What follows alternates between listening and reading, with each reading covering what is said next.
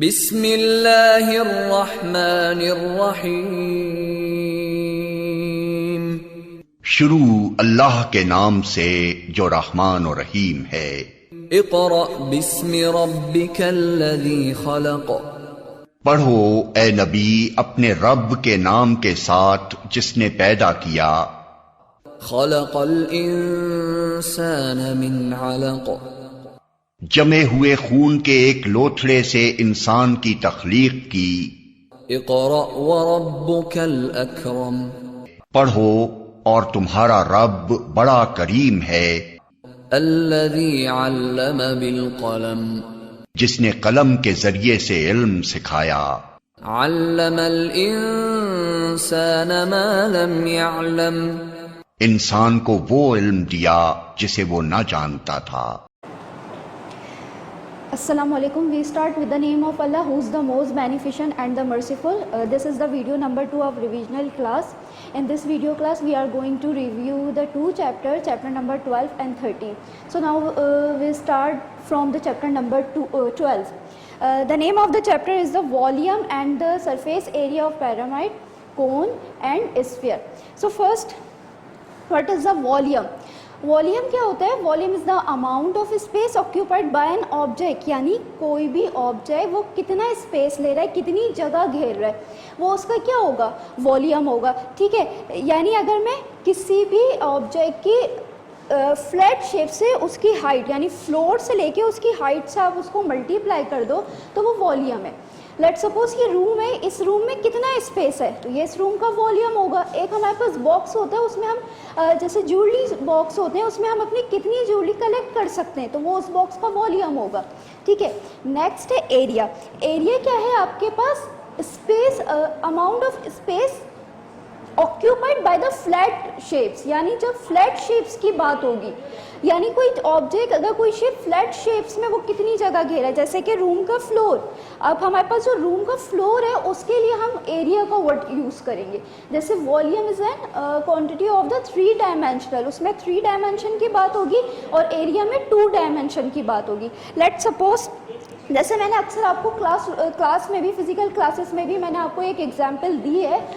Let suppose spread the carpet on the floor, so you can just find the area, यानी आपने क्या find करना होगा? Area find करना होगा। लेकिन लेट सपोज अगर आपने उस रूम का क्या उस रूम में पेंट भी करवाना है, तो फिर आपने उस रूम के लिए क्या करना होगा? उसका वॉल्यूम फाइंड करना होगा। यानी अगर आपने सिर्फ कारपेट बिछानी है अपने रूम में तो एरिया फाइंड होगा, उस कारपेट के साथ अगर आपने पेंट करना है तो आपने उस रूम का वॉल्यूम फाइंड करना होगा। यानी एरिया क्या है हमारे पास? फ्लैट शेप्स, और फ्लैट शेप के लिए हम क्या यूज़ करते हैं? फ्लोर।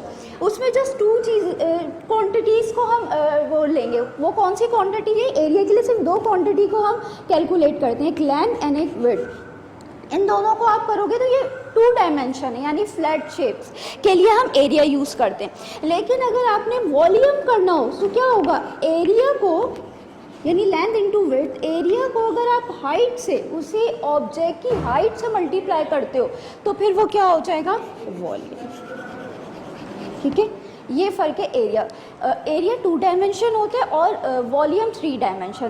फ्लोर के लिए आप एरिया वर्ड यूज़ करोगे, उसी फ्लोर को अगर जैसे रूम का फ्लोर है उसके लिए एरिया, और उसी रूम की हाइट से एरिया को मल्टीप्लाई कर दोगे तो वो उसका वॉल्यूम हो जाएगा। नेक्स्ट है अच्छा, ये सरफेस एरिया क्या होगा? सरफेस यानी किसी भी ऑब्जेक्ट, किसी भी शेप के सरफेस का एरिया। हम उसकी सरफेस के ही एरिया निकालते हैं तो इसके लिए सरफेस एरिया वर्ड यूज़ किया हुआ है। सरफेस यानी सतह, उसी के जो फ्लोर है उसी का एरिया, सरफेस का एरिया ले रहे हैं तो इसलिए सरफेस का वर्ड यूज़ हुआ हुआ है, तो ये सरफेस एरिया। नेक्स्ट है pyramid.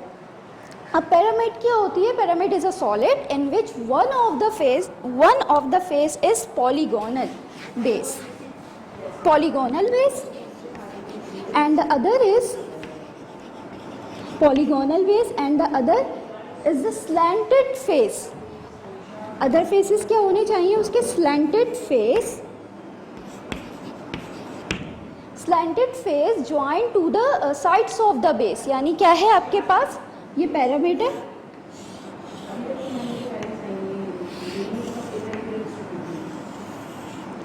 This is the pyramid. इसकी बेस पॉलीगोनल होनी चाहिए। दो चीज़ें आ रही हैं इसमें, एक है पॉलीगोनल, सेकंड है आपके पास स्लैंटेड फेस। अब ये पॉलीगोनल बेस क्या होती है? पॉलीगॉन यानी पॉलीगॉन का मतलब है कि जिसमें आपके पास साइड्स एंड एंगल्स हो, ठीक है, साइड्स एंड एंगल्स उसमें आपको नज़र आ रही है। जैसे ये बेस है, इसकी बेस स्क्वायर है तो इसमें आपको 4 साइड्स नज़र आ रही हैं और इसके एंगल्स भी है। लाजमी सी बात है, जब साइड्स होंगी तो एंगल्स भी होंगे, यानी जब आपके पास फाइनाइट साइड्स और एंगल्स हो उसे आप पॉलीगॉन कहते हो, ठीक है।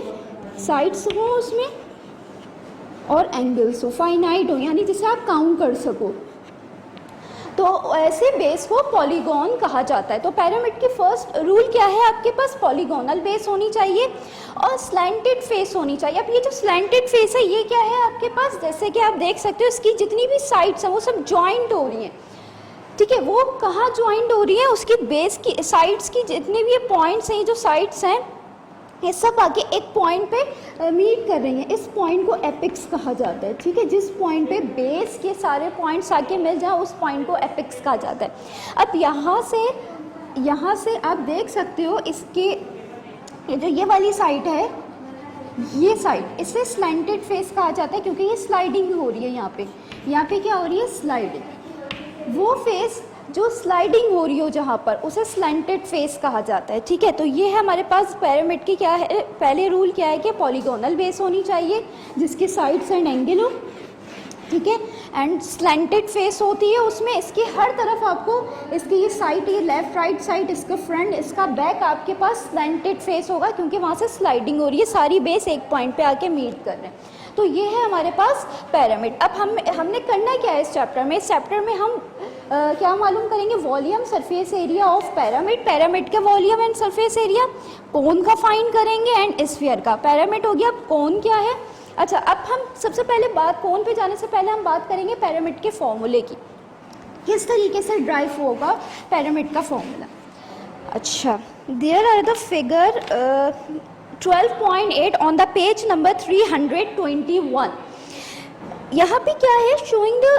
शोइंग द स्टेप्स, ये आप देख सकते हो यहाँ पे कुछ स्टेप्स हैं वॉल्यूम ऑफ द पिरामिड को फाइंड करने के लिए।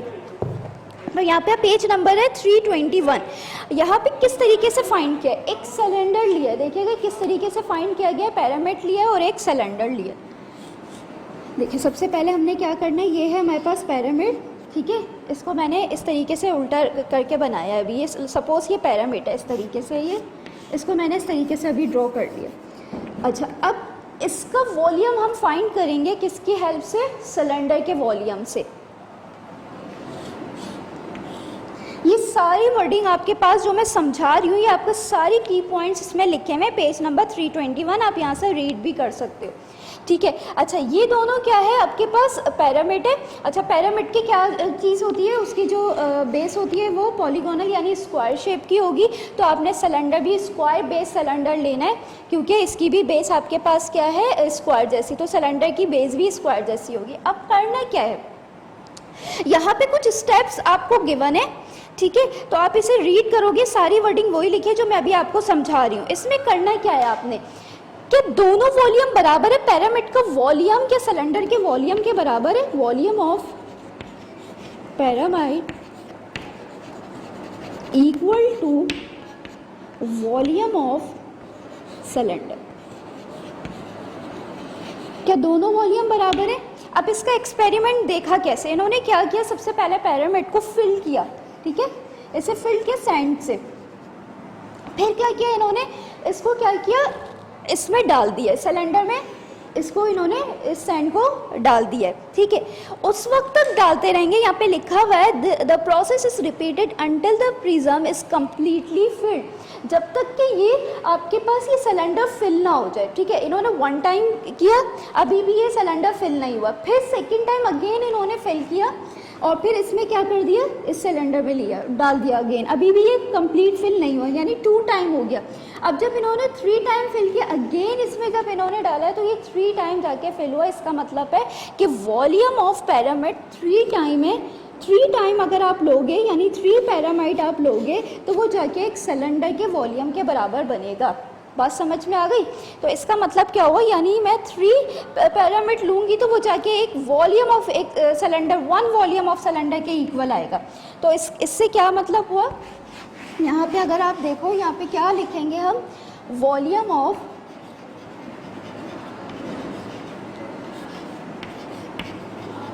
pyramid equal to volume of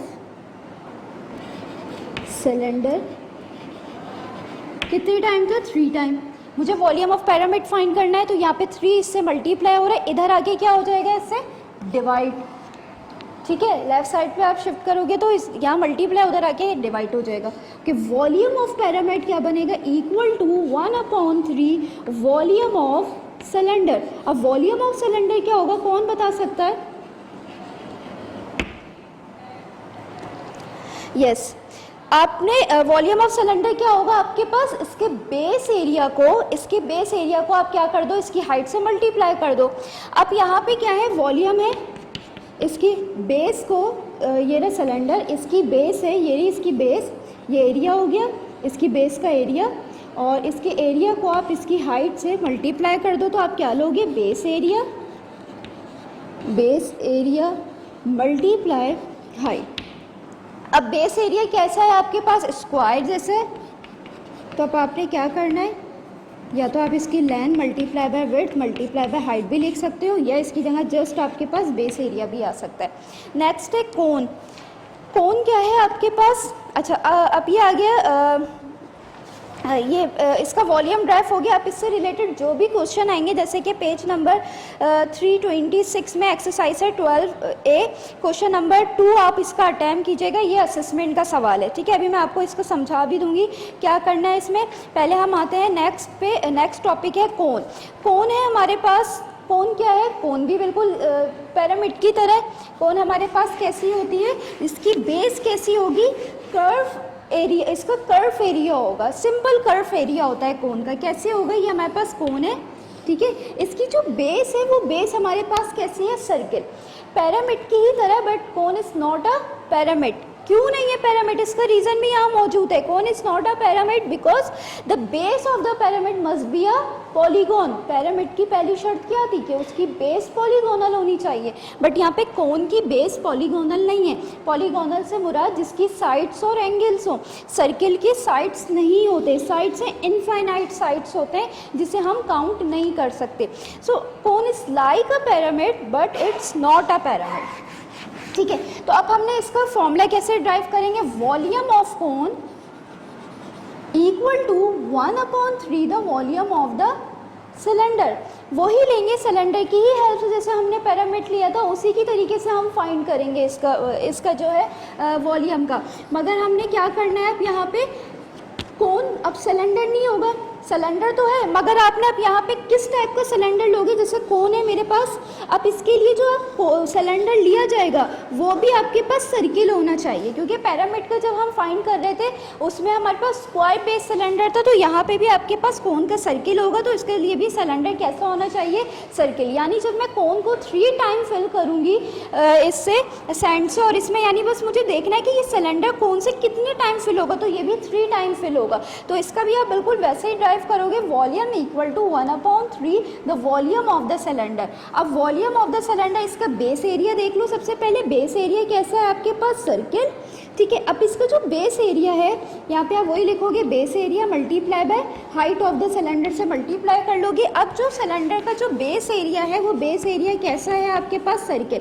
circle का एरिया का फॉर्मूला क्या होगा, पाई आर स्क्वायर। सर्किल का एरिया का फॉर्मूला होता है पाई आर स्क्वायर, याद रखिएगा, ये आपको पता है, हम इसको पढ़ चुके हैं। सर्किल का एरिया का फॉर्मूला होता है पाई आर स्क्वायर। तो अब यहाँ पे जो बेस एरिया बनेगा वो बनेगा pi r square multiply by height. ठीक है, ये कोन का हमारे पास फॉर्मूला हो गया। आप इसके ब्रैकेट्स को रिमूव कर दो, 1/3 पाई आर स्क्वायर एच। तो बेस एरिया यहाँ पे चेंज होगा, पिरामिड का बेस एरिया उसकी बेस पे डिपेंड करेगा, कोन का बेस एरिया कोन पे डिपेंड करेगा। ठीक है, अच्छा, इसके भी क्वेश्चन नंबर 1 आप देखिएगा, ये भी असेसमेंट का सवाल है, एक्सरसाइज 12 भी question number 1। Find the volume of each of the following cones. Question number 1 part A. यहाँ कोन का फॉर्मूला ये लिखोगे। अच्छा, पाई की वैल्यू भी आपको पता होगी। पाई की वैल्यू क्या होती है? पाई की वैल्यू 3.142। इसको भी क्लास में एक्सप्लेन किया था ये कैसे आती है वैल्यू। तो पाई की वैल्यू फिक्स होगी, आपको याद करनी है, आप इसे याद कर लीजिएगा 3.142। ये आपको याद होनी चाहिए, ये आपको गिवन नहीं होगी, सवाल में गिवन नहीं होती है। ओके, नेक्स्ट है हमारे पास जो नेक्स्ट टॉपिक है वो है स्फीयर। अब स्फीयर क्या होता है? किसी भी सर्किल को आप 3 डायमेंशन में ले आओ।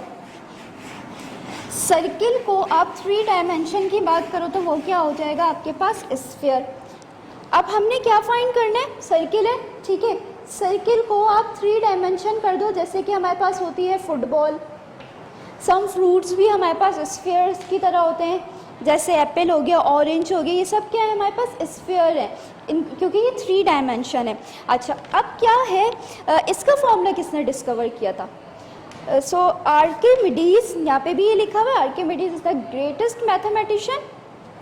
तो यहाँ पे ये एक मैथमेटिशियन थे, ये पूरी यहाँ पे वर्डिंग लिखी हुई है इनके बारे में, इन्होंने किस तरीके से ड्राइव किया था। ये भी पूरा एक्सपेरिमेंट जो है ये आपके पास पेज नंबर 339 पे मौजूद है, आप इसे रीड कर सकते हो। बस मैं थोड़ा सा एक्सप्लेन कर देती हूँ। किया क्या था इन्होंने? एक सिलेंडर लिया था, ठीक है, ये एक सिलेंडर है, और फिर एक स्फीयर लिया इन्होंने, ठीक है। यानी आपने वॉल्यूम ऑफ स्फीयर फाइंड करना है, वो भी किसकी हेल्प से? सिलेंडर की ही हेल्प से। यानी वॉल्यूम ऑफ स्फीयर आप बराबर लोगे वॉल्यूम ऑफ सिलेंडर के। Volume of sphere equal to volume of cylinder. अच्छा, अब क्या कहता है आर्किमिडीज ने? इन्होंने स्फीयर को लेके इस सिलेंडर के अंदर पुट किया था, ठीक है। इक्वल हाइट होनी चाहिए सिलेंडर की और स्फीयर की, हाइट में फ़र्क नहीं होना चाहिए। जब इन्होंने इसके अंदर डाला यहाँ पे इस स्फीयर को, क्या हुआ? यहाँ से कुछ जो है वाटर जो है फ्लो आउट हुआ, बाहर की तरफ गिरा। जैसे ही सिलेंडर जो था वाटर से फिल था, ठीक है, सिलेंडर पूरा वाटर से फिल था, और स्फीयर को लेके इन्होंने इसके अंदर डाल दिया। अब कुछ वाटर जो था यहाँ से बाहर आया। अब इन्होंने जब मेजरमेंट की, जो वाटर बाहर आया फ्लो आउट हुआ, उसकी मेजर किया, उसको मेजरमेंट किया, तो वो जो वाटर था वो था 3/2 रेशो के फॉर्म में उन्होंने, हमने यहाँ पे इसको लिया है, वो थे उसकी कैलकुलेशन जो निकली वो 3/2 थी। यानी वॉल्यूम ऑफ स्फीयर 3/2 टाइम है वॉल्यूम ऑफ सिलेंडर के। अच्छा, अब यहाँ पे हम वॉल्यूम ऑफ स्फीयर फाइंड कर रहे हैं, ठीक है। तो यानी जैसे ही डाला, जितना पानी बाहर आया, इसके बाहर आने से मतलब क्या है कि उस स्फीयर ने उतनी जगह उस सिलेंडर के अंदर घेर ली है। तो इसका मतलब है उतना ही वाटर बाहर आएगा, जितना वाटर बाहर आ रहा है उतना ही स्फीयर अंदर सिलेंडर की जगह घेर रहा है। उसे जब मेजर किया तो जो मेजरमेंट निकली, रेशो की फॉर्म में मेजरमेंट किया, वो निकला 3/2। तो इसका मतलब है स्फीयर ने सिलेंडर के अंदर 3/2 रेशो से अपनी जो है स्पेस वहाँ पे घेर ली है, ठीक है। तो अब यहाँ पे वॉल्यूम ऑफ स्फीयर 3/2 टाइम होगा वॉल्यूम ऑफ सिलेंडर के। अब यहाँ पे 2 जो है डिवाइड हो रहा है, यहाँ पे हम वॉल्यूम ऑफ स्फीयर फाइंड कर रहे हैं, 2 यहाँ डिवाइड है, इस तरफ जाएगा तो मल्टीप्लाई, 3 यहाँ मल्टीप्लाई में यानी न्यूमरेटर में, इधर आके डिनोमिनेटर में आ जाएगा। ये सारे स्टेप्स आपको आते हैं, ठीक है। अब है volume of cylinder. Volume of cylinder, ठीक है। Volume of sphere equal to 2/3 time of the volume of the cylinder. अब यहाँ पे वॉल्यूम ऑफ सिलेंडर क्या होता है आपको पता है, बेस एरिया को उसकी हाइट से हम मल्टीप्लाई कर देंगे, ठीक है। अब यहाँ पे जो सिलेंडर है वो है हमारे पास square base cylinder, sorry circle है, इसका स्क्वायर बेस तो पिरामिड का होता है, स्क्वायर बेस सिलेंडर नहीं है, यहाँ पे सर्किल है, ठीक है। सर्किल है इसका एरिया, इसकी बेस जो है इस सिलेंडर की बेस सर्किल है। तो यानी बेस एरिया इसका क्या होगा, πr²। सर्किल का आपको एरिया पता है πr², और इसकी हाइट से आप मल्टीप्लाई करवा दोगे। तो यहाँ पे आप क्या लिखोगे, इसका वॉल्यूम ऑफ सिलेंडर यहाँ पे क्या बनेगा, πr²h। तो यहाँ पे आ जाएगा πr²h। Volume of sphere equal to 2/3 πr²h। अब हाइट क्या है, जो सिलेंडर की हाइट होगी वो कितनी है, स्फीयर देखिए, स्फीयर है हमारे पास, स्फीयर के सेंटर से सरकमफेरेंस तक का डिस्टेंस क्या कहलाता है? आर कहलाता है। आप कहीं से भी सेंटर से किसी भी पॉइंट पे सरकमफेरेंस का डिस्टेंस ले लो, वो आर ही कहलाएगा।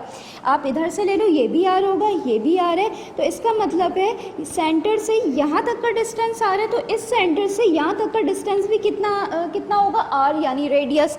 तो इसका मतलब है पूरे स्फीयर की जो हाइट होगी वो होगी 2r स्फीयर की, ठीक है। अब इस स्फीयर को जब सिलेंडर के अंदर डाला था, आपको पहले ही मैंने बताया था कि स्फीयर और सिलेंडर की हाइट सेम होनी चाहिए, हाइट पे कोई डिफरेंस नहीं होना चाहिए। अगर डिफरेंट होती है हाइट तो फिर वो कैलकुलेशन में एरर होगा।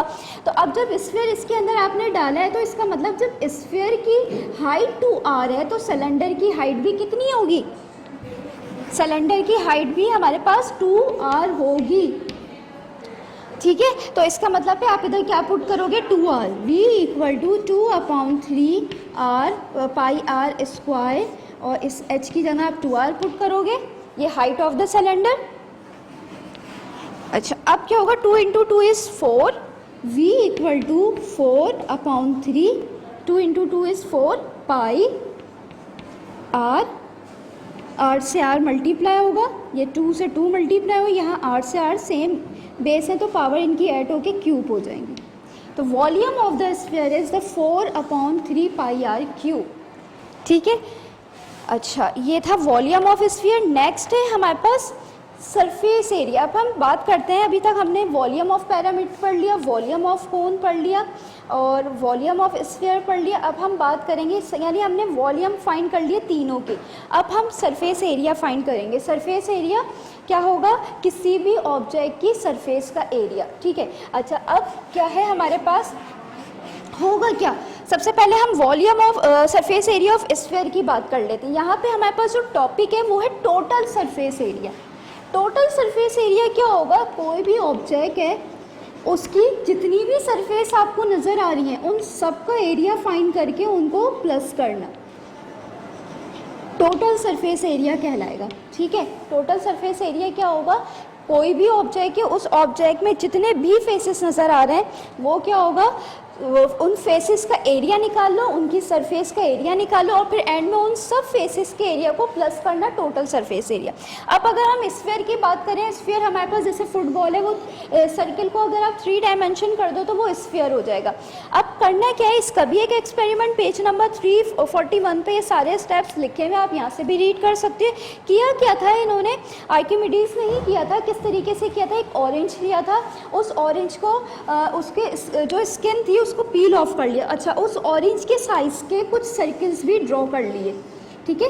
उस ऑरेंज, जितने साइज़ का आपको ऑरेंज है उतने ही साइज़ के आपने कुछ सर्कल्स को ड्रॉ कर लीजिए, ठीक है। ये हमने ऑरेंज के साइज़ के सर्कल्स को ड्रॉ कर लिया। अब इसकी जो स्किन थी उसको आपने पील ऑफ करना है। उस स्किन से, ऑरेंज की जो स्किन है उससे अपने इन सर्कल्स को कवर करना है, ठीक है। वो जो स्किन थी ऑरेंज की, उसको इन सर्कल से आप कवर कर लो।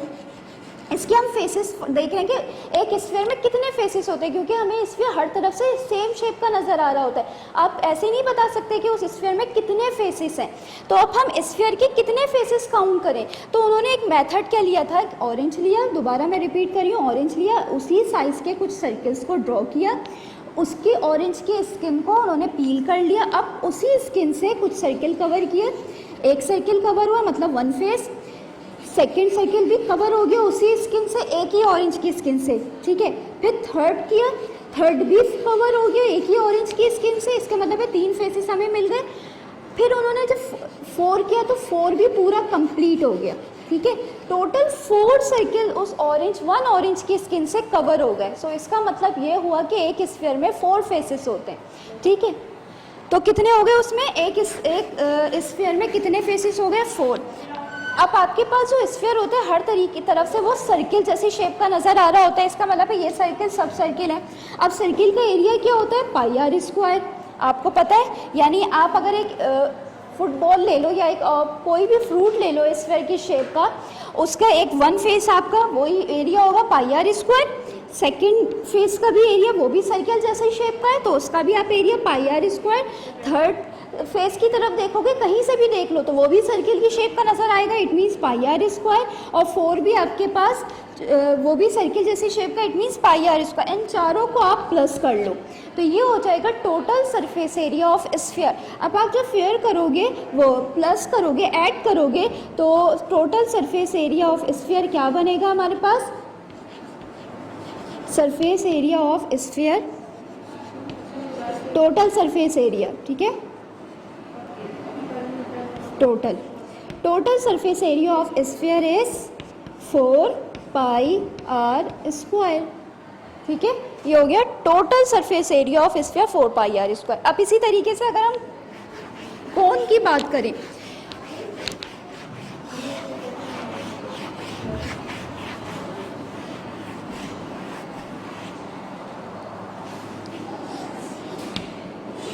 कोन में कितने फेसेस हैं? 2 फेसेस, एक है circle.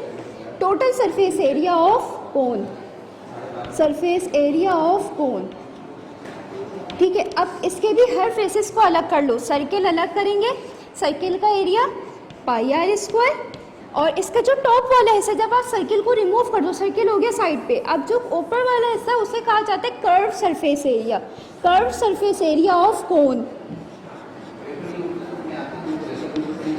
Curve surface area of कोन। अच्छा, इसको भी हमने कैसे ड्रॉ किया था ये भी क्लास में डिस्कस किया जा चुका है। इसको कट किया था, जब आप कट करोगे तो एक स्क्वायर जैसी शेप में ये आ जाएगा। जब आपने इसे कट किया तो ये वाली साइड यहाँ पे ओपन हो जाएगी, जिसे एल कहते हैं स्लैंट फेस।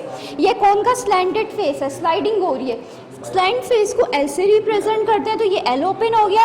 ये हमारे पास है सर्कमफेरेंस, जिसके लिए पाई, और यहाँ से यहाँ तक का डिस्टेंस आर, तो पाई आर यहाँ पे ओपन हो जाएगा। अब आप जब क्या करना है, हम एरिया की बात कर रहे हैं, तो क्या होगा, एरिया में क्या करते हैं, लेंथ और विड्थ को आप मल्टीप्लाई कर लो। जब इन दोनों एरिया निकाल लेंगे, curve surface area of cone क्या बनेगा, पाई आर एल। ये कर्व सरफेस एरिया ऑफ कोन है, यानी ऊपर वाला हिस्सा है, कोन का ऊपर वाला हिस्सा है, जिसे कर्व सरफेस एरिया ऑफ कोन कहा जाएगा, जो कि क्या आ गया, पाई आर एल। अब आपने total surface area of cone निकालना है, तो total surface area of cone क्या बनेगा, pi r square plus pi r l, pi r square plus pi r l, total surface area of cone. यानी अगर आपके पास कोन की सिर्फ कर्व सरफेस एरिया की बात होगी तो आप सिर्फ ये लोगे, ठीक है। कर्व सरफेस एरिया की बात होगी तो सिर्फ ये होगा, सर्किल की बात होगी एरिया की तो आप ये लोगे, लेकिन टोटल सरफेस एरिया की बात होगी तो ये पूरा फॉर्मूला आपको लेना होगा। अच्छा, इसी तरीके से पैरामिड की भी हम सरफेस एरिया देख लेते हैं। पैरामिड के कितने फेसेस होते हैं? पैरामिड में टोटल 5 फेसेस होंगे। टोटल सरफेस एरिया ऑफ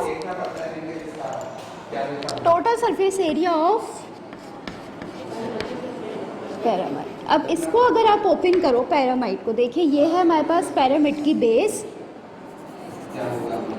अच्छा, अब होगा क्या, इसकी सारी ये साइड्स इस तरीके से एक पॉइंट पे आके मीट हो गई। अगर मैं यहाँ से इसे ओपन करूँ, यहाँ से अगर हम इसे ओपन करें तो किस तरीके से ओपन होगा, इस तरीके से ये इसकी सारी साइड्स ओपन हो गई।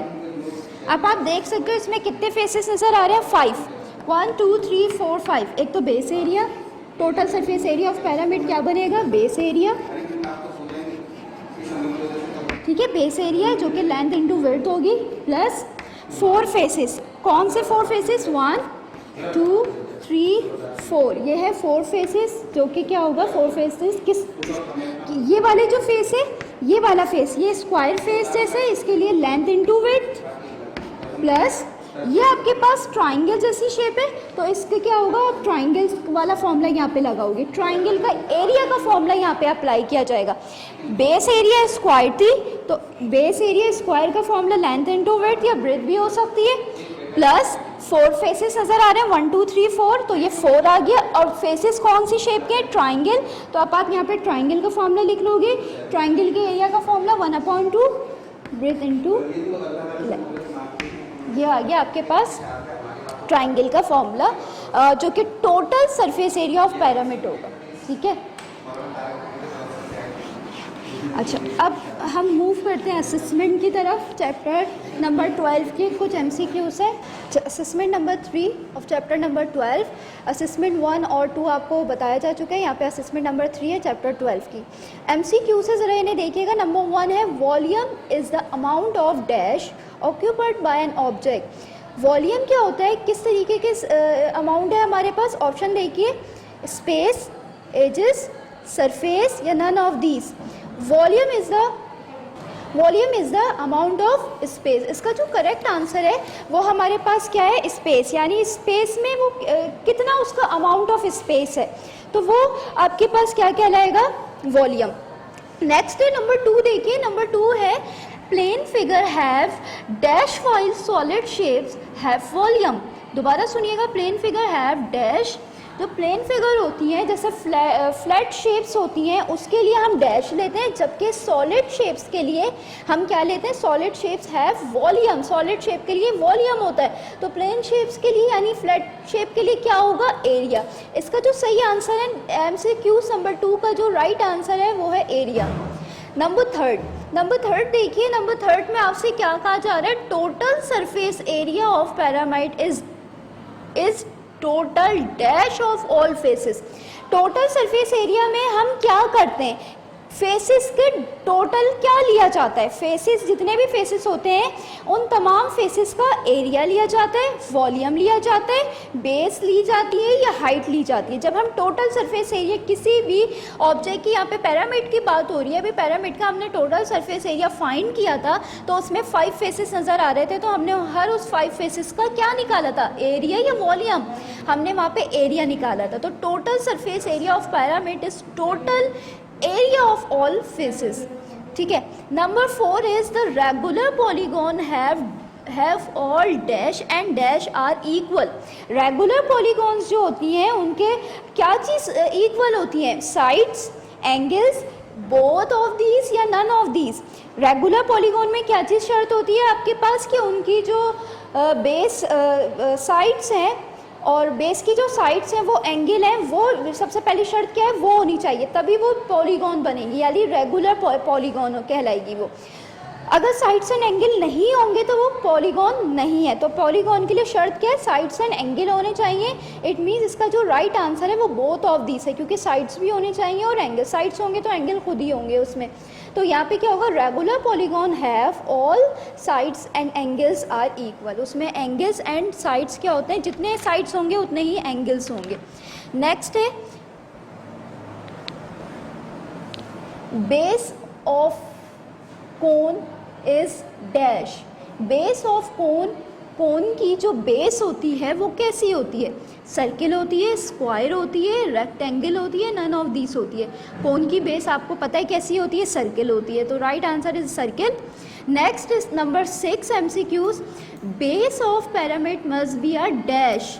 बेस ऑफ पिरामिड कैसी होनी चाहिए? पॉलीगॉन, सर्किल, स्क्वायर या नन ऑफ दीज। अब यहाँ पे ऑप्शन, सर्किल तो हो नहीं सकती, पिरामिड है। पॉलीगॉन या स्क्वायर। अब 2 आंसर हो सकते हैं। पॉलीगॉन तो स्क्वायर है तो मीन्स वो पॉलीगॉन है। रेक्टेंगल शेप भी हो सकती है उसकी, पिरामिड की रेक्टेंगल शेप भी हो सकती है, हेक्सागोनल पिरामिड भी हो सकती है, पेंटागोनल भी हो सकती है। ज़रूरी थोड़ी है सिर्फ square he must be a dash. Must का लव यूज़ हो रहा है तो इसका मतलब है स्क्वायर तो हो सकती है, स्क्वायर भी, स्क्वायर के अलावा भी तो हो सकती है। रेक्टेंगल हो सकती है, पेंटागॉन जिसमें 5 साइड्स 5 एंगल्स हों, हेक्सागोन 6 हो जाएगा, नैनागोन 9 हो जाएगा, इस तरीके से। तो ये सब पॉलीगॉन में आते हैं। तो जो इसका सही आंसर है वो होगा polygon. Base of the pyramid must be a polygon। ठीक है। Number 7 polygon must have a dash number। polygon must have a dash number। उसमें कितने नंबर्स होते हैं? फाइनाइट, इनफाइनाइट या बोथ ऑफ दिस या नन ऑफ दिस। पॉलीगॉन है तो इट मीन्स उसे काउंटेबल है, हम उसे काउंट कर सकते हैं। इनफाइनाइट में आप काउंट नहीं कर सकते, यानी फाइनाइट यहाँ पे क्या होगा? फाइनाइट्स उसकी होंगी, साइड्स नंबर होंगे, ठीक है, जिसे आप काउंट कर सको आसानी से। नंबर 8 है circle is not a dash. Circle हमारे पास क्या नहीं है? Circle, polygon, irregular, both of these, none of these. Circle हमारे पास इरेगुलर तो होती नहीं है, उसमें साइड्स होती हैं मगर इनफाइनाइट होती हैं, उसे काउंट नहीं कर सकते। और इसका मतलब है क्या नहीं है, सर्किल इज नॉट अ, जब वो काउंटेबल नहीं है, इनफाइनाइट है, it means circle is not a polygon, क्योंकि आप पॉलीगॉन को काउंट कर सकते हो, फाइनाइट होती हैं उसकी शेप्स, बेस की शेप्स। ओके, नेक्स्ट है, तो इसका सही आंसर है polygon, option A. Number 9, next है number 9, volume of sphere is dash time of the volume of cylinder. अभी हमने वॉल्यूम ऑफ स्फीयर फाइंड किया था, तो कितने टाइम हमारे पास निकला था वॉल्यूम ऑफ स्फीयर के, 2/3। तो यहाँ पे हमारे पास उस वाटर की मेजरमेंट थी, ठीक है, 3/2 भी थी, यानी जब आपने लेफ्ट साइड शिफ्ट किया तो वो 2/3 बन गया, लेकिन जब हमने पूरा कैलकुलेट किया था फॉर्मूला तो वो हमारे पास निकला था 4/3। तो volume of sphere is 4/3 time of the volume of cylinder. The right answer is C, option C is the right answer, 4/3। Next है number 10। Number 10 is the circle is a special figure with the line of symmetry. Circle जो है हमारे पास special figure है with the line of symmetry. कौन सी उसमें जो है, यानी ये पूछ रहे हैं कि स्पेशल फिगर है सर्किल जिसमें लाइन ऑफ सिमेट्री कौन सी होती है। लाइन ऑफ सिमेट्री हमारे पास इसमें कौन सी होंगी, फाइनाइट होंगी, नंबर ए है इनफाइनाइट, नंबर बी है फाइनाइट, बोथ ऑफ दीज और नन ऑफ दीज। तो सर्किल एक स्पेशल फिगर है जिसमें हमारे पास infinite with the infinite line of symmetry होगा, इधर आएगा डैश, ठीक है।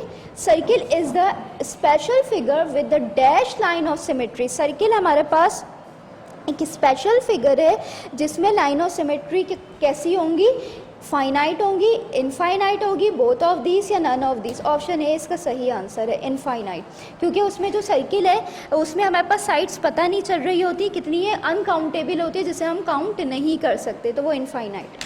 नेक्स्ट है, अच्छा नेक्स्ट है हमारे पास, okay, cone have infinite plane of symmetry, cone have, ठीक है, कौन है हमारे पास इनफाइनाइट प्लेन्स ऑफ सिमेट्री होती है, ये पता है, that pass through the dash.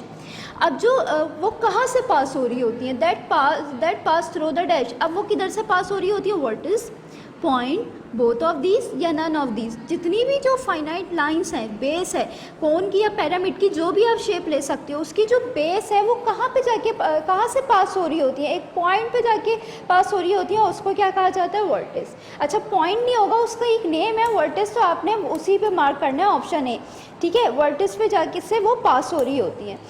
अच्छा अब है यानी जो कोने जो हमारे पास साइड्स के जो कोने होते हैं वहाँ से पास हो रही होती हैं, ठीक है। जितनी भी बेस है उसका हर, जैसे इनफाइनाइट है उसमें हमारे पास सर्किल में हमारे पास साइड्स नज़र तो नहीं आ रही होती, उसके वर्टिसेस भी नज़र नहीं आ रहे होते, लेकिन वो पास हो रही होती हैं वहाँ से, ठीक है। कोई भी शेप हो, पिरामिड हो गई या कोन हो गई, हर शेप आपके पास वर्टिसेस से पास होगी।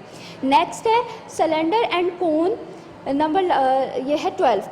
Cylinder and cone have the dash plane of symmetry. Cylinder and cones, दो की बात हो रही है, सिलेंडर की और कोन की, have the dash plane of symmetry. Cylinder जो होता है वो भी हमारे पास ज़्यादातर जो उसकी बेस होती है, कोन की बात हो रही है, तो इट मीन्स यहाँ पे जो सिलेंडर लिया जा रहा है उसकी बेस भी हमारे पास कैसी होगी, सर्किल होगी, ठीक है। Cylinder and cone have dash planes of symmetry, finite जिसे काउंट कर सकते हैं, इनफाइनाइट जिसे हम काउंट नहीं कर सकते, बोथ ऑफ दीज या नॉन ऑफ दीज। तो हमारे पास जो सही आंसर है, क्योंकि सिलेंडर की भी सर्किल होती है और कोन की भी, इसे हम इनफाइनाइट लेंगे क्योंकि हम काउंट नहीं कर सकते, ठीक है। अब नेक्स्ट है आपके पास जो क्वेश्चन है नंबर 1, इसकी सबसे पहले आप प्रैक्टिस करोगे और फेयर कॉपी में ही कर लीजिएगा प्रैक्टिस, काम करने की ज़रूरत नहीं है आपको फाइनल सेमेस्टर के, आप उसकी जगह आप प्रैक्टिस कर लीजिएगा। नंबर 1 है question, find the volume of कोन। आपने क्या फाइंड करना है, यहाँ पे कोन का वॉल्यूम फाइंड करना है। क्या है हमारे पास वो कोन, इसके जो हाइट है, कोन की हाइट है हमारे पास 14 सेंटीमीटर और इसकी जो बेस है वो 6 सेंटीमीटर है, सॉरी बेस नहीं, रेडियस, सर्किल से सरकमफेरेंस तक का डिस्टेंस। बेस ये हमारे पास सर्किल है, कोन की सर्किल गिवन है, सर्किल से सेंटर से सर्कमफेरेंस तक का distance 6 centimetre, it means radius. तो आपके पास कोण का फॉर्मूला क्या होगा? हमारे पास कोण का फॉर्मूला होता है 1/3 पाई आर स्क्वायर एच। पाई की वैल्यू फिक्स है, पाई 3.142 आर हमारे पास 6 गिवन है, हाइट हमारे पास 14 गिवन है, आप पुट कर लोगे। नेक्स्ट है आपके पास O A B C D E F, ये अब क्या है? ये वर्टिसेस हैं, हेक्सागोनल पेरीमेट है। हेक्सागोनल पेरीमेट में कितने वर्टिसेस होंगे? उसकी बेस के 6 और एक एपेक्स का 7, तो ये उनके नेम्स हैं ओ ए बी सी डी, ठीक है।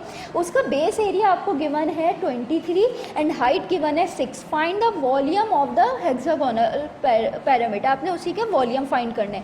पेज नंबर 326 में ये फिगर ड्रॉ हुई हुई है, आप देख सकते हो। पेज नंबर 326, यहाँ से आप इसकी फिगर देखोगे, यहाँ पे ये फिगर आपको नज़र आ रही है हेक्सागोनल पिरामिड की, ठीक है। अब यहाँ पे आप पिरामिड का ये रही फिगर, ये रही। आप इसका फॉर्मूला क्या होगा? इसका वही होगा 1/3 base area multiply by height. Base area यहाँ पे 23, हाइट आपके पास 6 गिवन है, आप फॉर्मूला पुट करके इसके फाइंड कर लीजिएगा, ठीक है। ये chapter number 13 is symmetry. Symmetry क्या होती है? लाइन ऑफ सिमेट्री क्या है? सबसे पहले सिमेट्री वर्ड ऐसे शेप्स, यानी कोई भी शेप जिसको आप 2 इक्वल पार्ट्स में क्या कर दो? डिवाइड कर दो। जैसे लेट सपोज ये सर्किल बना हुआ है, अब मैंने क्या करना है? इसको 2 इक्वल पार्ट्स में डिवाइड करना है, तो एक लाइन ड्रॉ कर दी, बिल्कुल इक्वल पार्ट हो जाए। वो लाइन जो किसी भी शेप को 2 इक्वल पार्ट में डिवाइड कर दे, वो लाइन ऑफ सिमेट्री कहलाती है, ठीक है। सिमेट्री मतलब आपने 2 इक्वल पार्ट्स में डिवाइड कर देना है, ठीक है। किससे करेंगे? एक लाइन ड्रॉ कर दो किसी भी शेप में, वो क्या कहलाएगा? लाइन ऑफ सिमेट्री कहलाएगा, ठीक है। अच्छा, अब यहाँ तक हमारे पास बात हो गई। चैप्टर का नेम ही सिमेट्री था, जो कि किसी भी शेप को आपने क्या करना है? डिवाइड कर देना है। अब जो एक्सरसाइज है क्वेश्चन नंबर एक्सरसाइज 13 है, क्वेश्चन नंबर 1। इसमें क्वेश्चन नंबर 1 में आपसे क्या कहा जा रहा है? जो सवाल मैं आपको बता रही हूँ उससे आप नोट कर लीजिए, ये असेसमेंट के सवाल है, ठीक है।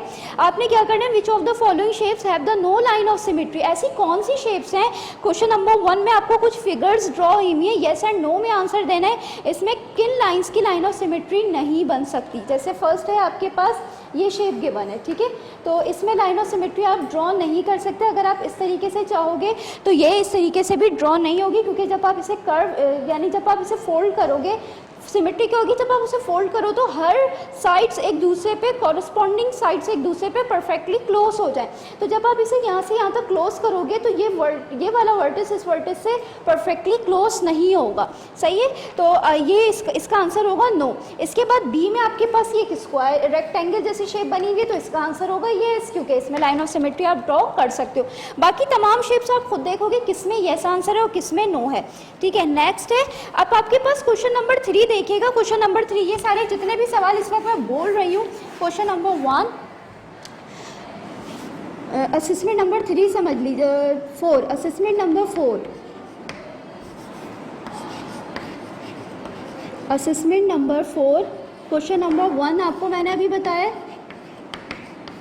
एक्सरसाइज 13 भी क्वेश्चन नंबर 3 देखिए, यहाँ पे कुछ लेटर्स गिवन है, कुछ लेटर्स गिवन है। इन्होंने आपने डॉट लाइन से उन लेटर्स में क्या करना है?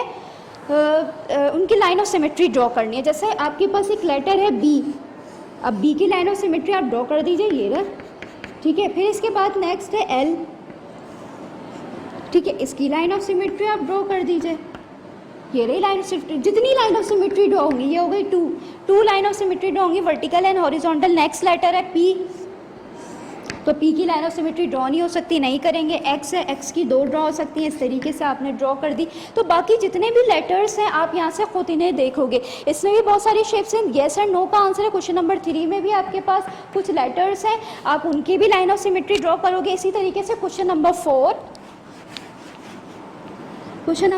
देखिएगा।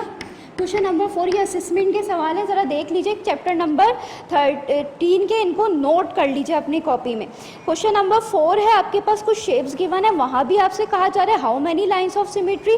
तो आपके पास जैसे क्वेश्चन नंबर 4 के पार्ट ए में एक शेप ये गिवन है, तो इसमें कितनी लाइन ऑफ सिमेट्रीज है आप ड्रॉ करके बता दीजिए। 2 आपने यहाँ पे लिख दिया, 2 line of symmetry. Number B है आपके पास एक इलिप्टिकल फॉर्म आपके पास गिवन है यहाँ पे, इसमें भी 2 लाइन ऑफ सिमेट्री है, 2 इक्वल पार्ट्स में आराम से डिवाइड हो रहा है। फिर इसी तरीके से सी शेप है, सी कुछ इस तरीके से है एक, शेप गिवन है, तो यहाँ भी आपके पास 2 लाइन ऑफ सिमेट्री ड्रॉ हो रही है, 2 आ गया। अब जैसे यहाँ पे एक फेस बना हुआ है, सर्किल है, सर्किल में तो इन्फिनाइट लाइन ऑफ सिमेट्री होती है, मगर यहाँ पे एक फेस शेप दे दी है। अब फेस के लिए लाइन ऑफ सिमेट्री कितनी होगी, 1 होगी सिर्फ। इसकी फेस की 1 क्यों होगी, क्योंकि आई साइज पे क्लोज होना चाहिए। अगर इसको भी इन्फिनाइट ले लेंगे तो इन्फिनाइट इसकी बन नहीं सकती, क्योंकि फिर आई साइज किस पे क्लोज होगी। तो सर्किल तो है ये, लेकिन सर यहाँ पे इन्फिनाइट नहीं हो रही, क्योंकि अब ये फेस हो गया है, इसीलिए इसकी 1 लाइन ऑफ सिमेट्री होगी। तो बाकी जितनी भी शेप्स हैं आप उनको देखिएगा, खुद ड्रॉ कीजिएगा, आसान चैप्टर है, कोई मुश्किल नहीं है। इन तमाम शेप्स की लाइन ऑफ सिमेट्री ड्रॉ करेंगे और आप बता दीजिएगा कितनी लाइन ऑफ सिमेट्री है। इसके बाद नेक्स्ट है क्वेश्चन नंबर 10। असेसमेंट के सवाल हैं, इन्हें नोट कर लीजिए अपने फेयर कॉपी में और फेयर कॉपी में ही प्रैक्टिस कर लीजिएगा। क्वेश्चन नंबर 10 क्या कहा जा रहा है आपसे, अच्छा क्वेश्चन नंबर 10 है, एट 1 स्क्वायर और to the figure so that the resulting diagram have the 1 line of symmetry. आपके पास एक शेप गिवन है, इसमें आपने एक 1 स्क्वायर ऐड करके इसकी लाइन ऑफ सिमेट्री ड्रॉ करनी है। कहीं भी एक स्क्वायर ड्रॉ होगा, मगर आपने ऐसे स्क्वायर ड्रॉ करना है कि इसमें लाइन ऑफ सिमेट्री आ जाए इसकी, तो वो स्क्वायर आप यहाँ ड्रॉ कर सकते हो। यहाँ अगर मैं वो स्क्वायर को एक ड्रॉ करूँ, ऐड करूँ, तो इसकी लाइन ऑफ सिमेट्री इस तरीके से ड्रॉ हो सकती है। क्वेश्चन नंबर 10 में आपसे ये कहा जा रहा था। अब नेक्स्ट टॉपिक आपके पास है centre of rotation. Centre of rotation क्या होता है, ये तो एक्सरसाइज हो गए थे 13A, एक्सरसाइज 13A।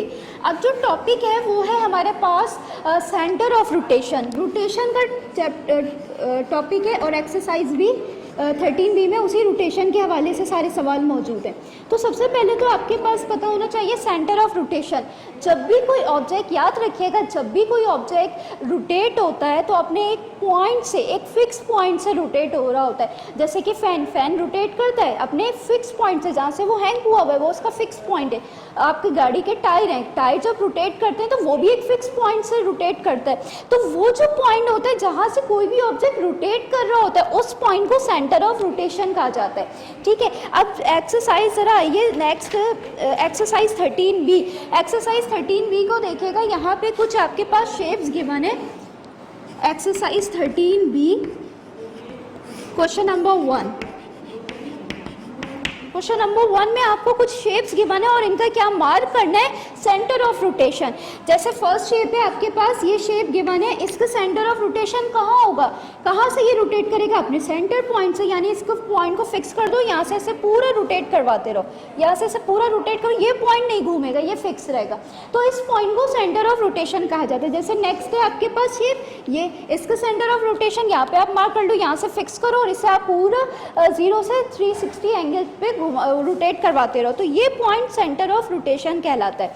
तो आपने इसमें क्या करना है, हर शेप का जो भी पार्ट्स आपके कंटेंट में मौजूद हैं आप उस पार्ट को सॉल्व करेंगे और उनके सेंटर ऑफ रोटेशन पे मार्क करेंगे।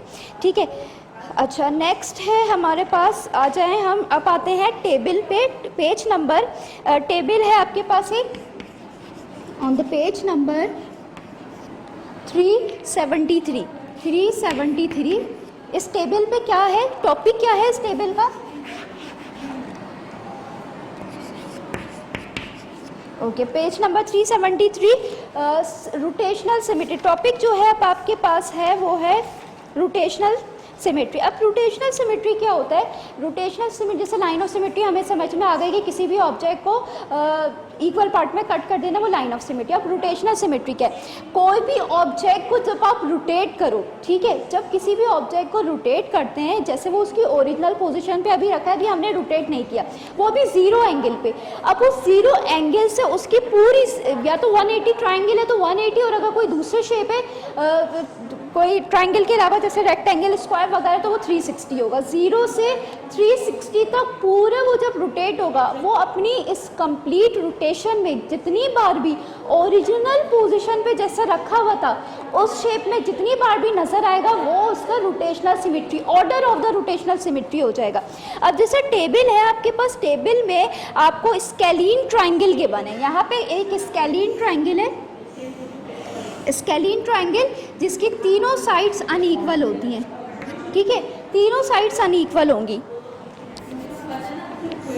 ये देखिए, ये स्केलीन ट्राइंगल हो गई, इसको इसकी तीनों साइड्स इक्वल है। अब आपने क्या करना है, अब देखिए इसको हमने रोटेट करवाना है। कैसे रोटेट करवाएंगे, इधर देखिएगा, यहाँ पे ज़रा ध्यान से देखिएगा सारे स्टूडेंट, ये इसको समझने की कोशिश कीजिएगा कैसे है। अब ये अभी ज़ीरो पर है, ज़ीरो एंगल पे। अब आपने इसे क्या करना है, ट्राइंगल है, ट्राइंगल 180 होगा तो इसकी टोटल रोटेशन जो होगी वो 180 होगी। अब मैं इसे यहाँ से रोटेट करवाना शुरू कर रही हूँ, ठीक है। अब जब आप इसे रोटेट करवाओगे तो इसकी भी रोटेशन वाली पोजीशन कुछ इस तरीके से आ जाएगी, ठीक है। ये इस तरीके से रोटेट होगा, यानी इसको आप पॉइंट कह लें ए, इसका पॉइंट ए यहाँ पे आ जाएगा, ठीक है। अब इसका पॉइंट ए होते होते होते जब ये यहाँ पे पहुँचेगा तो ये बिल्कुल डाउन हो जाएगा इसका ए पॉइंट। इट मीन्स यहाँ से यहाँ तक पहुँचने पे अभी मुझे वन टाइम भी ओरिजिनल जैसी शेप में नज़र नहीं आया, ठीक है। यानी ए इसका टॉप पे, जब तक ए इसका टॉप पे नहीं मिलेगा तो ये अपनी रोटेशनल सिमेट्री इसने मुझे नहीं दिया, इसने अपनी एक भी ऑर्डर अभी तक नहीं दिया। अब हम अगेन इसे रोटेट करवाओगे तो ए इसका इस तरीके से साइड पे आ जाएगा। अब वापस जब इसकी पूरी कंप्लीट रोटेशन होगी 180, फिर जाके ये अपने ओरिजिनल पोजीशन पे आएगा। इट मीन्स कितनी टाइम अपनी कंप्लीट रोटेशन में वन टाइम मिला, वन टाइम मतलब एक दफ़ा भी नहीं मिला। कहाँ जाके मिला, जब पूरी कंप्लीट रोटेशन हुई तो जस्ट वन ऑर्डर मुझे मिला। कहाँ पे मिला, 180 पे। इसका मतलब है 180 वन टाइम तो मुझे मिला, यानी इसका मतलब है कोई भी शेप होगी तो वो एटलीस्ट वन टाइम अपना ऑर्डर ऑफ रोटेशनल सिमेट्री आपको देगा। किसी भी शेप का one time order of rotational symmetry होता है। यहाँ पे आपके पास ये लिखे हुए भी है की पॉइंट्स, तो ये MCQs में आपसे पूछा जा सकता है कि क्या है आपके पास, ये रहा पेज नंबर 369, इसे रीड कीजिएगा। की पॉइंट्स है यहाँ पे, every figure have at least and the order of the rotational symmetry 1। Her figure का 1 ऑर्डर ऑफ रोटेशनल सिमेट्री आपको मिलेगा। क्यों मिलेगा, अगर जैसे आपको कंप्लीट रोटेशन में ज़ीरो से जब आपने स्टार्ट किया उस वक्त नहीं मिली ऑर्डर आपको, लेकिन जब वो अपनी कंप्लीट रोटेशन करेगा, वापस जब अपनी ओरिजिनल पोजीशन पे आके फिक्स होगा तो उस वक्त तो आपको वन टाइम मिल ही जाएगा, ठीक है। तो वो भी काउंट करेंगे।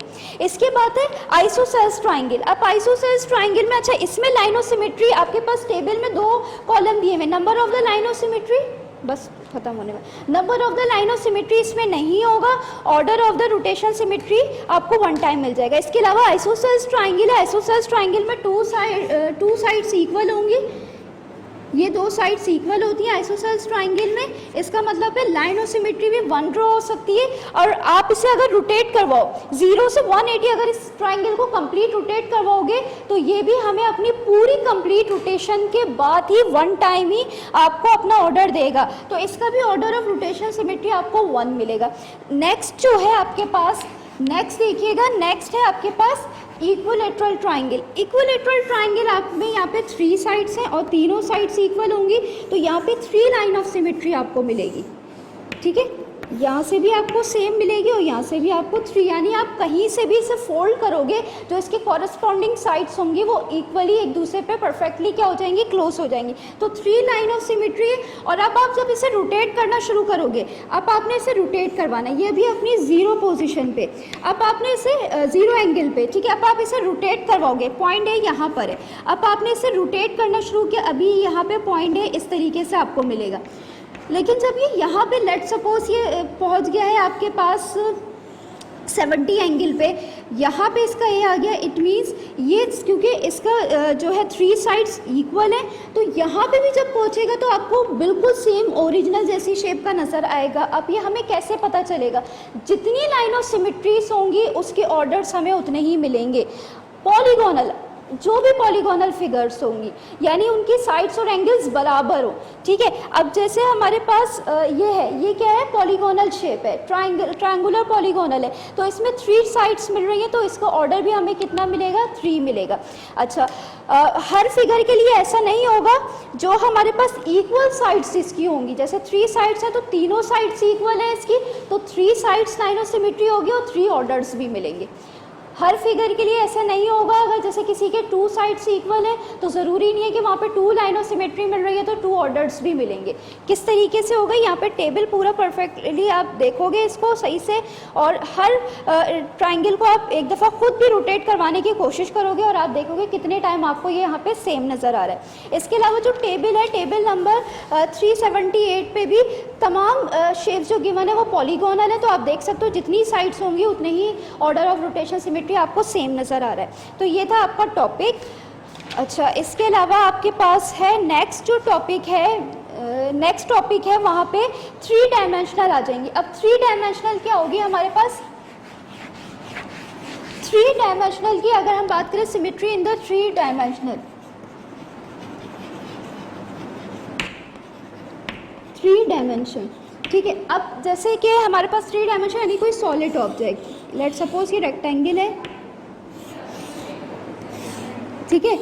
अब इसके लिए तो लाइन ऑफ सिमेट्री ड्रॉ नहीं कर सकते। लाइन ऑफ सिमेट्री जैसे ये रेक्टेंगल था, 2 डायमेंशन के लिए हम इसे कट कर सकेंगे तो ये हो जाएगी लाइन ऑफ सिमेट्री, ठीक है। इसके लिए आप लाइन ऑफ सिमेट्री का वर्ड यूज़ करोगे क्योंकि ये 2 डायमेंशन है। अब ये 3 डायमेंशन हो गई हैं। अब 3 डायमेंशन के लिए लाइन ऑफ सिमेट्री का वर्ड यूज़ नहीं करते, बल्कि इसके लिए वर्ड चेंज हो जाएगा प्लेन ऑफ सिमेट्री। जैसे यानी आपने इस शेप को इक्वली पार्ट में कट कर देना है। जैसे केक की कटिंग करते हैं, केक है आपके पास, अब हम उसे बिल्कुल सेंटर से उसके इक्वल पार्ट्स में उसे कट कर दो, उसे जो कट किया वो 2 इक्वल पार्ट्स में कट हो गया, तो वो उसका प्लेन ऑफ सिमेट्री कहलाएगा। तो इसके लिए हम इसको अगर मैं कट करूं, इसके लाइन ऑफ सिमेट्री का वर्ड यूज़ करने के बजाय क्या यूज़ करेंगे, प्लेन ऑफ सिमेट्री, क्योंकि ये 3 डायमेंशन है। अब इसे इक्वल पार्ट में किस तरीके से कट करोगे, इस तरीके से। यहाँ से एक वर्टिकल फॉर्म में भी ये 2 इक्वल पार्ट्स में कट हो सकता है एंड हॉरिजॉन्टली भी 2 इक्वल पार्ट्स में कट हो सकता है, तो इसके लिए प्लेन ऑफ सिमेट्री का वर्ड यूज़ करते हैं, ठीक है। Assessment number 4 of chapter number 13, MCQs number 1, the line of symmetry है is the same as the line of dash. Line of symmetry किस तरीके से सेम होगा, line of reflection, transformation, both of these, none of these. Line of symmetry आपके पास बिल्कुल line of reflection जैसा होता है कि एक दूसरे के रिफ्लेक्ट होते हैं। 2 इक्वल पार्ट्स में अगर कोई फिगर कट हो गई है तो वो एक दूसरे के बिल्कुल सेम, जैसे हम मिरर में अपनी इमेज देखते हैं तो हम भी मिरर में क्या है, रिफ्लेक्शन है, हमारी बीच से जो कट हो रही है वो मिरर हमें एक दूसरे से क्या कर रहा है, यानी हमारी शेप को पूरे कट कर रहा है, रिफ्लेक्ट करवा रहा है। तो जो लाइन ऑफ सिमेट्री होती है वो भी क्या होती है, एक तरीके की रिफ्लेक्शन होगी, लाइन ऑफ रिफ्लेक्शन कहलाती है। तो इसका जो सही आंसर है वो रिफ्लेक्शन होगा। Number 2, every figure have at least the order of rotation dash order of rotation. Her figure का कितने ऑर्डर ऑफ रोटेशन होते हैं, अभी मैंने आपको बताया था 1 होते हैं, ठीक है। नेक्स्ट है circle is a special figure with the dash line of symmetry. अभी पीछे भी आई है, सर्किल की कितनी लाइन ऑफ सिमेट्री होती है, इनफाइनाइट, क्योंकि अनकाउंटेबल उसकी साइड्स होती हैं इसलिए इनफाइनाइट का वर्ड यूज़ करेंगे। नेक्स्ट है isosceles triangle is a triangle with at least dash equal sides. Isosceles जो ट्राइंगल है, क्या कह रहे हैं, दोबारा पढ़ देती हूँ। N isosceles triangle is a triangle with at least dash equal sides. कितनी इक्वल साइड्स होती हैं उसमें, 2, 3, 4, 5, उसमें टोटल 2 साइड्स इक्वल होती हैं। Okay, number 5 last MCQs is the order of rotational symmetry. Order of rotational symmetry of equilateral triangle is dash. Order of rotational symmetry equilateral triangle की order of rotational symmetry पूछ रहे हैं तो कितनी होगी equilateral, जिसकी तीनों साइड्स क्या हो, इक्वल हो, 3। तो इसका जो सही आंसर है वो 3 है। इक्विलेटरल ट्राइंगल का ऑर्डर ऑफ रोटेशनल सिमेट्री हमें कितने मिलेगी, 3, क्योंकि उसके तीनों साइड्स क्या होते हैं, इक्वल होते हैं, तो ऑर्डर ऑफ रोटेशनल सिमेट्री भी 3 मिलेंगी। अच्छा, इससे रिलेटेड जो असेसमेंट के जो क्वेश्चन थे वो अभी मैं आपको बोर्ड पे समझा चुकी हूँ, तो क्वेश्चन आप वहाँ से देखोगे और MCQs यहाँ से प्रैक्टिस करोगे, ठीक है। असेसमेंट नंबर 3 and 4 कि आप अच्छी तरीके से फेयर कॉपी में ही प्रैक्टिस कीजिएगा। 4 to 5 टाइम आपने उसे प्रैक्टिस करनी है। सो इंशाल्लाह we will meet the next video class. अल्लाह हाफिज़।